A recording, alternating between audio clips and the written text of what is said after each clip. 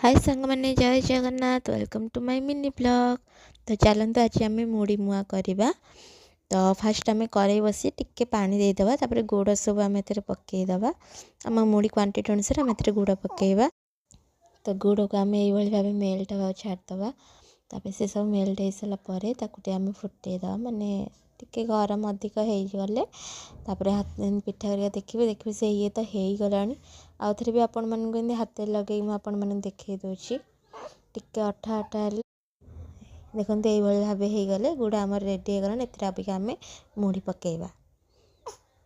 तो देखु ये गुड़ आमर हो गला। तो अबिका थे आम मुड़ी पकईबा। तो आज भाई मुड़ी मुआ करछि तेम देखु गुड़े मुड़ीटा केमती एपट सेपट करके टिके पानी हाथ मारिकी आपण एमती गुड़ गुड़े पकई मुड़ी मुआ कर परिबे।